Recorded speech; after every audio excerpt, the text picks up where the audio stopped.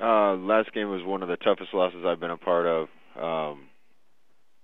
Jumped out to a good start, played really well. Guys made plenty of plays to win the game. We just were one play short, and there was about 40 chances to do it. And we got to find a way to get over that hump. But we're looking forward to getting back on the field again. We'll take questions for Coach Frost. Please star 1 on your telephone keypad to join the queue. The operator will introduce you. We will now go to Dan Turturro with WakeUpCallDT.com. Good afternoon, Coach. How are you today? Not bad. How are you? Not bad. Thanks for asking. To take a look at this loss, and like you said, a tough one to obviously have to take with what the team had done, with what the Knights had done in the first half compared to the second half. What did you see? I mean, obviously there was no scoring in the second half, but what were your biggest takeaways from your team in the second half and kind of letting up on the pedal a little bit? I know you had addressed that earlier on.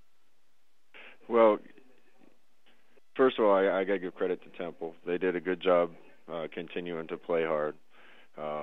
They made some good adjustments, and their kids never gave up.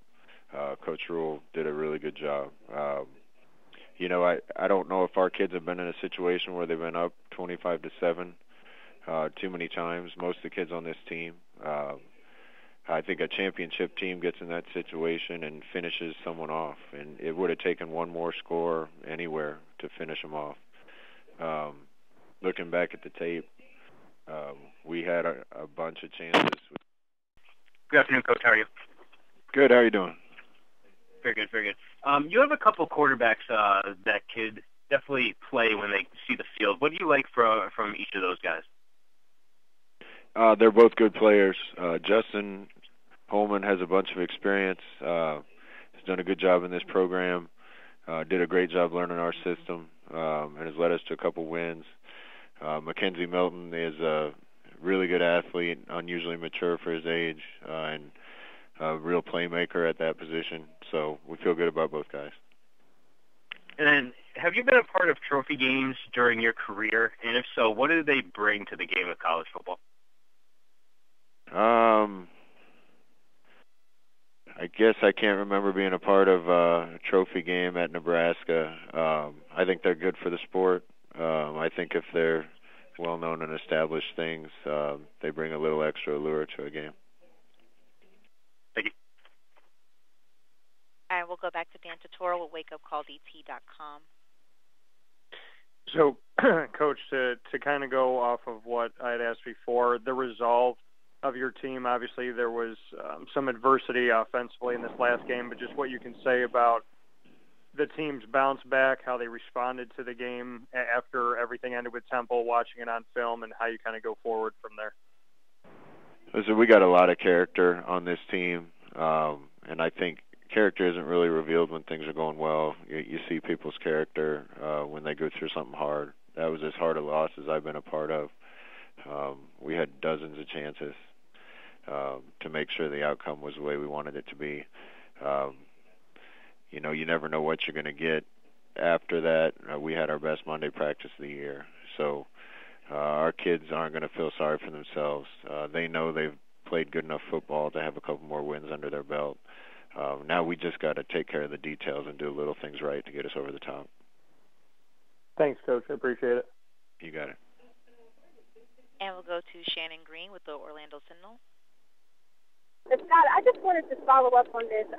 After the game Saturday, you had mentioned that you had just consulted with Coach Shenander on that last drive in regards to not calling the timeout. I'm wondering, as far as the thought process goes, was there a concern that if you guys did call a timeout, that it would give Temple too much time to set up a play? Well, we look back at that too. After their first completion, it was a first down, but the ball was caught inbounds. So once the chains got set, the clock was running. You don't want to use a timeout there. Only place we might have used one was after the second completion that was out of bounds. Third completion was inbounds and the clock was running. And then right before that last play, there was less than 10 seconds left and the clock was moving. So I don't think stopping the clock at that point is the right decision either.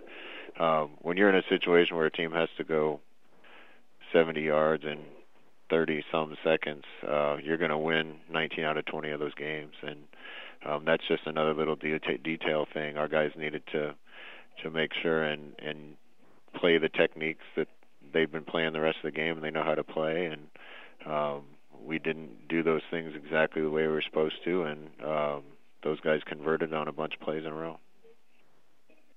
And how critical of a stretch do you feel like this is going to be coming up for the offense?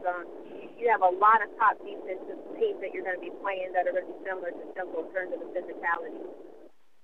Well, every single game in this league is going to be a battle. We're not good enough right now to think we're going to beat somebody 50-3. We're going to have to find the little margins and correct them so that we can win some close games. Because watching this conference every week, every single game is close, and just about anybody in this league can just beat just about anybody else. So if you're going to be in close games, you better figure out how to win them.